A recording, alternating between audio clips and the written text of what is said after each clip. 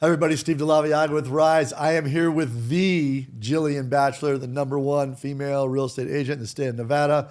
Also one of my absolute favorite humans. Her energy is amazing. You're going to love this. We had 30 minutes of rock and roll. Put your seatbelts on. Miss Jillian, please say hello to our Rise Nation. Well, I'm so excited to be here. Let me just tell you, Steve, thank you so much for inviting me to be on your podcast. It's always an honor to spend any amount of time in your aura, in your presence. You are the man, the myth, the legend. So anything I can learn off of you, I am in. I am so grateful to be here. And you guys, I'm Jillian Batchelor. She is JB. Okay. So Jillian's got a fantastic story. And I think we should go back to the beginning because you know, people always see the finished product, and you and I were talking about this earlier, right? Wait, are we even a finished product, or are we always working? Well, this is what makes you great, right? Is because, like, you know, you're beautiful, your kids are amazing, you have this huge business, but you and I were laughing when it started. It was a series of failing forward in this remarkable success. So talk about like how you accidentally got into this space in the first place. Well, I love this because you're never too young and you're never too old. But I want to say you're never too young because people think that all the time. Right. You know, that especially now with, you know, kids and nowadays, and I have kids, I have a daughter that is 17 and a daughter is 20. You think you see a lot of lack of ambition, but I believe ambition is just something that can't be taught. You either have it or you don't, or you learn it from yourself. It's inherited, right? So I started working in high school. And I met some brothers that owned a title company in Las Vegas. When I was in high school, I didn't even know what a title company was. Right. Now I own part of a title company. Yes, so it's like how funny the world turns around. But so they invited me to work for their title company. I was 17, just graduated high school, and I started learning escrow. Like a reception or an escrow assistant? So I started as a receptionist. I was a receptionist for 2 weeks. They then gave me they promoted me, gave me a raise. They said, you're going to go work for a very busy escrow unit. I said, okay. The great thing about that... It's with my girl. It was Carrie Cassane, if I remember correctly. Well, Carrie Cassane was like 2 years later. I'll tell you how I got that. But I started with Patty Armstrong. Okay. And she was a big EO in town. She did a lot of builder accounts. And I'll tell you this, the best thing that came out of that was it taught me work ethic. See, in the title business, what a lot of people don't know is, your hours are 8 to 5, but nobody's working 8 to 5. These girls were coming in at like 7 in the morning. We were staying through lunch. Weekends. We were working till 7, 8 o'clock at night, and we were working weekends. And because at that time especially, you'd have everybody calling you on every end of the deal, the appraiser, the lender. I mean, things have changed a little bit, but realtors calling, screaming, want to get the deal done. But I loved the excitement of it. So it taught me good work ethic. I then worked for Carrie. I worked for Mimi Ward. These are all big names in Nevada, if you know who they are. And then I worked for Carrie Cassane. Were you an escrow officer? Were you an assistant? So then I became an assistant escrow officer to Carrie Cassane. She was the one that gave me the most opportunity. I love Carrie. Because I was young. I was 18 to 20 working in the escrow business. And so I did everything from openings, closings, fundings, signings, recordings, everything, right? But Carrie gave me a lot of opportunity. She allowed me to run a desk, and I did a lot of refis, and then I started doing purchases, and she allowed me to get business. And so she was an amazing, amazing just mentor in the industry. And still to this day, whenever I do a deal with her. Carrie K. Yeah. Still a legend. Whenever I do a deal with her, I'm like, that's my girl. And I always tell her, like, you inspired me, and I thought she was the epitome of success. Yeah. She was a good mother. She had a successful marriage. She had a great business. So I was in escrow. So at 20 years old, my mom was a realtor, and I love her, but my mom was never like a killer. She just wasn't like, I want to eat, sleep real estate. That social realtor thing. Yeah, she was social realtor. She liked what she did. She made good money, and that was it. So she tells me, get into real estate. But she tells me, but Jillian, I got to warn you. The average realtor makes $18,000 a year, which I kind of laughed because the average realtor today does not make $18,000 a year. The average realtor makes like $7,000. Yeah. But she tells me then, the average realtor makes $18,000 a year. Now, at the time, I'm working for First American. I'm making nearly $50,000 a year. As a 20-year-old, is a ton of money. I feel like a millionaire. So you feel like you're rich. I had a 401k. I had stock options. I had sick time. I mean, I had all these things. And I go, why would I leave my $50,000 a year job to go and make $18,000 a year? Yeah. And sad story, actually, I had a heart attack. At 20 years old, I had a heart condition I didn't know about. Had a heart attack one day on the way to work. Land in the hospital, and I realized... Escrow will give you a heart palpitation. They will. So, I think they caused it. Yeah. So then I realized, wait a second, this is not what I want to do anymore. And I gave my notice to Carrie, and it was really sad leaving her. And I gave her my 2-week notice, great relationship with her. And I said, I'm going to go into real estate. And I bet on myself. So that I went into real estate school in December, did it in person. Got my license. It took a little bit of time to get your license at that point, just getting it in the mail and being able to work. Got my license February 28th. I still remember this. And in the next 9 months, or 10 months, let's say, left in the year. Here it comes. I made $197,000, which was 65 homes, because I'll tell you, the typical purchase price back then was about $150,000. Exactly. And as a new agent, every deal wasn't $150,000. You were doing $100,000 deals, you were doing $80,000 deals. In the business, 21 years old, how did you go about closing And making $197,000. And like, keep in mind, you guys, that's 65 homes, which is a lot of homes. But here's what I'll tell you. I had in the back of my mind that day, I'm not going to be the average realtor. I'm not going to make $18,000 a year. Well, you treat it like a business from the beginning. You I showed did. up at 8. You worked weekends if you had to. Let me tell you this. I'll tell you. So back then I used to work at Century 21, which that location's not even here anymore in Vegas. And back then they used to not give you alarm codes or keys to the building because there was always a receptionist. You always had your broker. Right. It was traditional real estate People back didn't then. go in early or stay late. No. So they were open 8 to 5, but the receptionist would come back and lock up at 8 o'clock at night. And so I was used to working for Carrie. We used to go in at 7 in the morning. I got up, I got dressed. I didn't have kids yet at that point. And I'd get in and I would start doing stuff. And I didn't even know what I was doing, you guys. This is before Facebook. This is before Instagram. This is before like strong CRMs. A lot of people didn't have websites. People were still advertising on bus stops. We were writing our contracts on carbon copies. Remember carbon copies? There was no DocuSign, you guys. Yep. MLS were just coming out of books. We were just going into a website for MLS. I mean, it was a big transition. We were print marketing. She started when she was 11, remember? Right, so in magazines. So I just knew in the back of my mind, I don't want to make $18,000 a year. Right. I had a mortgage already. I was like, I have responsibilities. And I wanted to, I think, probably impress my mom too. Like, I'm going to show you I'm going to be better than average. And I got Rookie of the Year that first year. I sold more homes than agents that were in my business for 20 years already at that point. And I'll tell you how I did it. I set up a business plan. And did I even know what a business plan was at 20 years old? I don't even know if I knew. But I set up a business plan. I said, okay, for me, a business plan was just the actions. What am I going to do daily, right? So what I'm going to do is I'm going to get here at 7. I'm going to prep my day. I'm going to start looking, and I was looking in the magazine books. I was looking at the houses that looked hot. I started calling agents to see if I could do open houses on their listings. I didn't have any listings myself. And I started doing 3 open houses a week. I would do one every Friday, every Saturday, every Sunday, 3 hours a day. Then what I would do before the open house, they told me to go door knocking. I was 90 pounds soaking wet. I was a woman. People say, oh my gosh, aren't you concerned to door knock? I was like, I didn't know any better. I was just like, I just got to make money. Yeah. So I'd door knock on the doors and I say, hey, I'm doing an open house. So I would door knock all 3 neighborhoods for the week.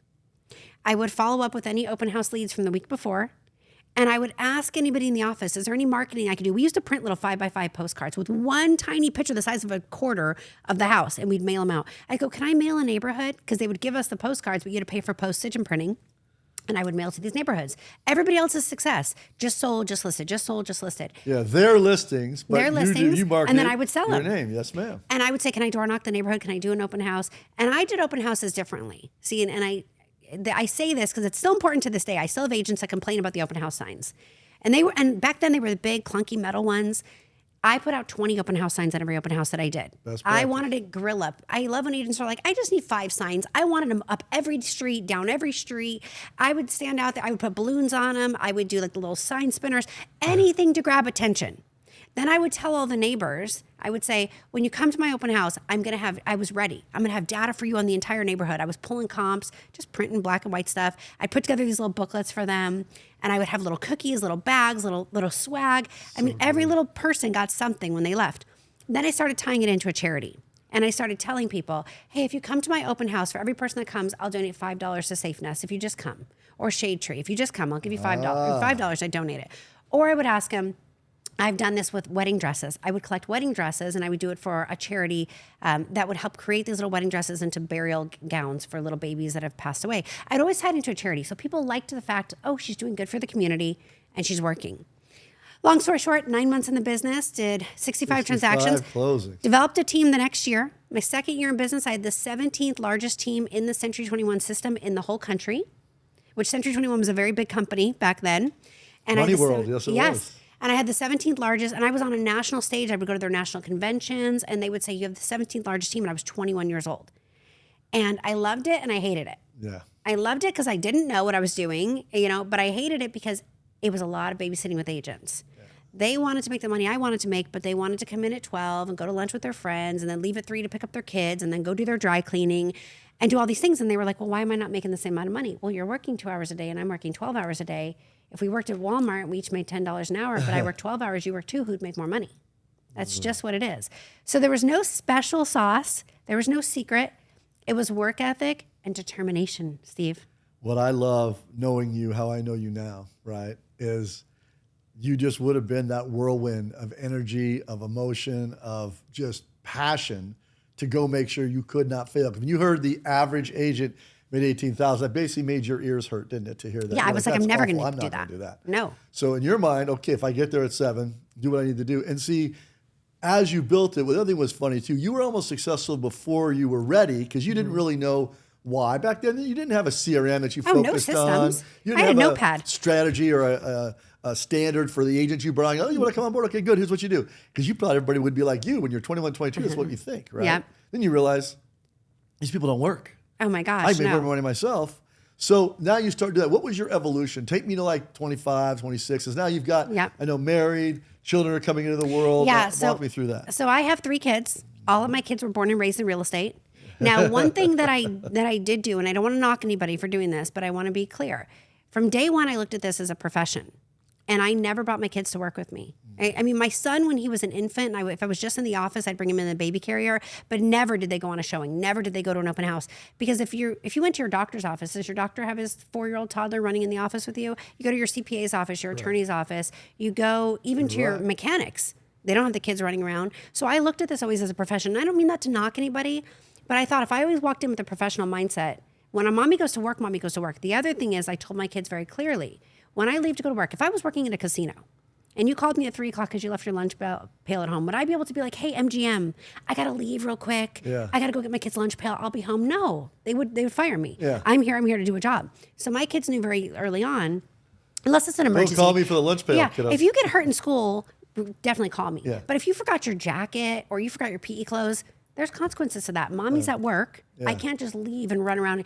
And that's one thing I think of realtors they look at this too much as a hobby. So you just did me something so important for kids and for agents, actually, is the reality is expectations you set. Yeah. You knew, the kids knew those were the rules. Yep. And when agents come on your team, I will say now, they know the rules if they're going to make it. Yeah, and it really is the expectations, and it's treating it as, I know if I looked at myself as a professional, my clients would look at me as a professional. My clients know when Jillian shows up, I didn't just leave the gym. You know, and if I do go to the gym, I'll have a change of clothes in my car. I will never show up like that to a client. It's like when, in my opinion, when you go to church, you show up, you dress up for God, right? Mm-hmm. So I dress up for my clients. They deserve that. They deserve that level of respect. I'm prepped and ready to go. The other thing is I get up every day, and a lot of real estate is very casual. I get up every day. I'm up 6:37 every day. First thing I do is get up, get ready, get dressed, get my makeup on, get ready to go. Because if somebody calls me at 9, I didn't have anything scheduled, and they want to see a house at 9:30, I'm ready to go. I don't have to be like, oh, I haven't showered yet. I'm still having my morning coffee. Nope.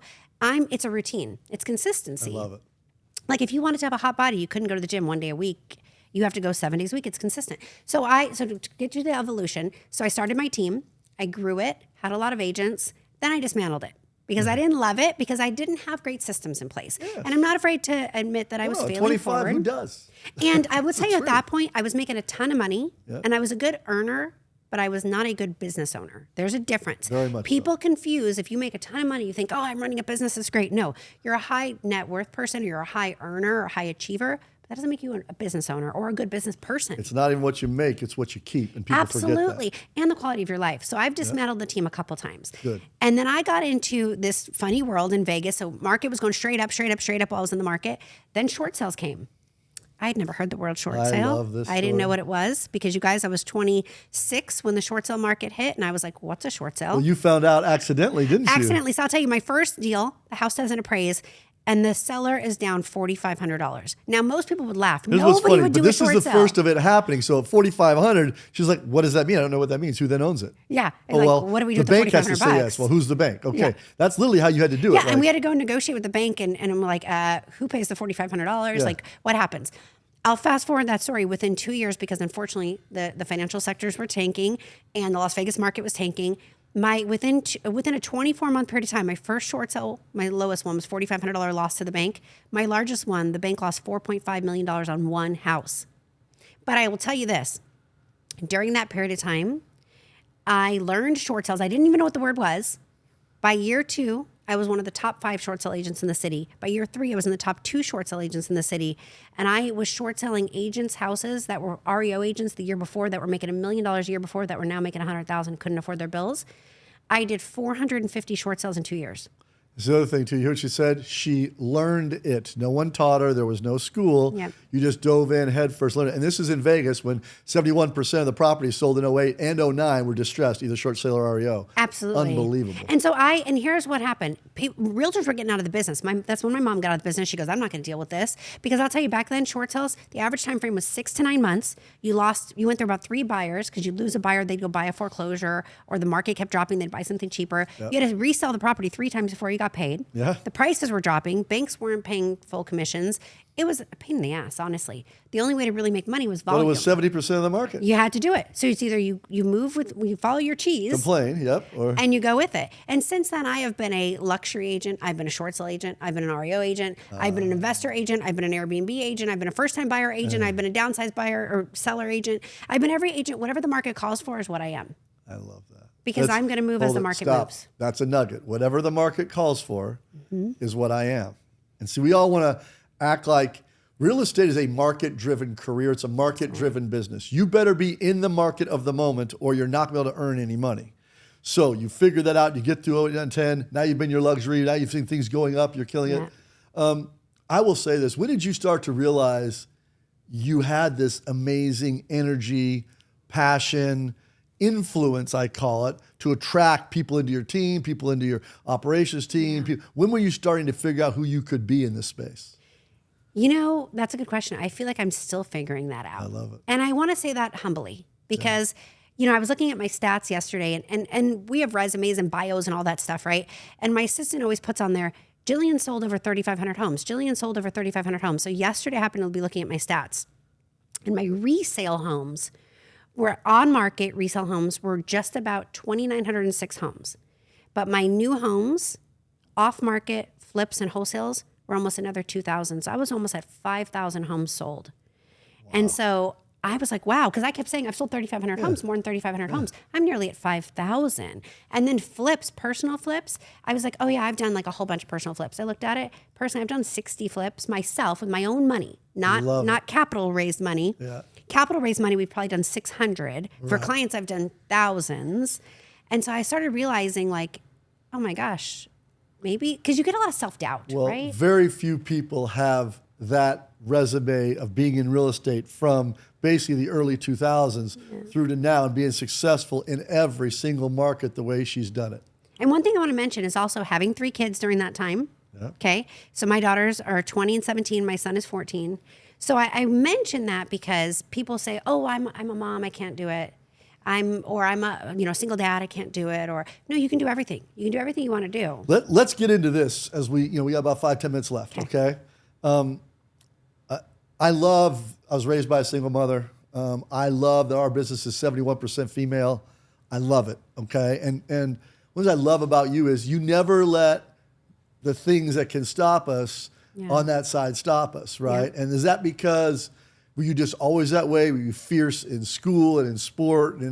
Or is it something that you just like, hey, because sometimes when you're scared, I got to get this done. This is it, guys. So what would be 2 or 3 tactics you would tell women in general? If you're going to be great in this space, here's 2 or 3 things you better master in this space of tacticianness. So I would say first thing is, don't believe a word that anybody tells you.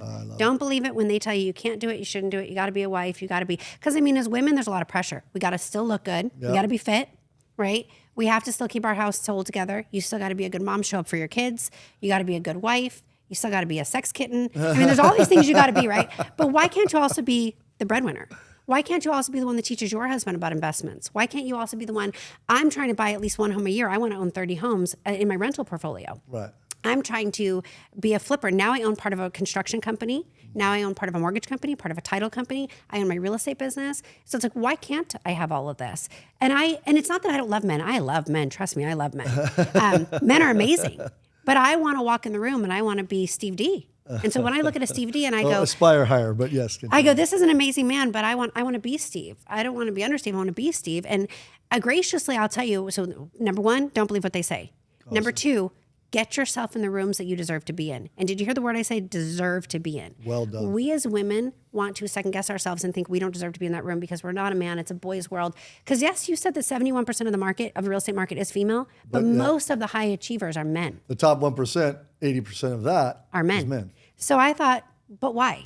So get in the rooms that you deserve to be in. And how do you get in the rooms you deserve to be in? You got to work for it. You got to work. You're not going to get in because you have a pretty face. I would you say gotta this, work you for do it. that better than almost anybody I met. You, and I mean this in the best way, she respectfully bullies her way into places she wants to be in. Yeah. And she is calling me like, I'm going to be there at that event. I'm going to be there and I'd like to be. And I was like, okay. She's like, no, not okay. Like, yes. Yeah, I want wanna a be yes there. from you. I'm going to.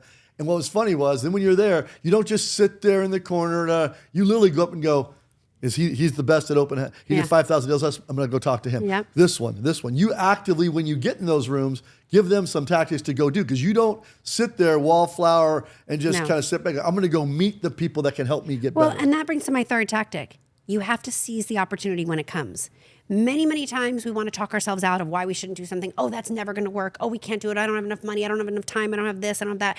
When the opportunity knocks on your door, recognize it and seize it, because it may not come around again. And worst case, you fail. Guess what? Then guess what you gained? Experience. Awesome. And take that experience to the next level. Where is Jillian Batchelor 5 years from now? Hopefully she is the best version of Jillian, that she much better than who she is today. I'm working on myself. I want to be a better mother. I'm trying to be more engaged with my kids more than ever. And I thought I was always a very engaged mother. I want to have 10x my wealth, because you know what wealth means? It means that we can help other people. Absolutely. And the more wealth we have, the more people I can put on my team, the more people I can employ, the more people's lives I can impact and affect. Love it. And then, I'm hoping to be Stevie D wherever you go is where I want to be. Like I said, aspire higher. I will say this. I think I was telling you this a few months ago. I think you are becoming one of the most influential real estate partners, and we call them Rise Nation rock stars, people that speak for us in the U.S., because Jillian's energy attracts people, and women leave our sessions and they go, I want to be her. Oh my gosh, I want to da-da-da. She's got me excited, and we need more of that. So thank you for all you do for our network, for the real estate space, and for our Rise Nation. Jillian Batchelor, everybody. I appreciate it. Thanks, guys. Well, as you can see, like I told you, passion, enthusiasm, attraction, influence. How do folks that are listening to this and go, God, I just want a little more of her. I want to get closer, understand this better. How do they connect with you? How do they get more of you? Well, I love social media. It's the digital business card. It's the digital way of the world. I'm on Facebook and Instagram, Jillian Batchelor, and that's Jillian Batchelor, Batchelor. And you can find me Instagram or Facebook. I do respond to all my messages personally, so please message me. Please follow me. Reach out. I would love to connect with any of you. Do it. It's worth it.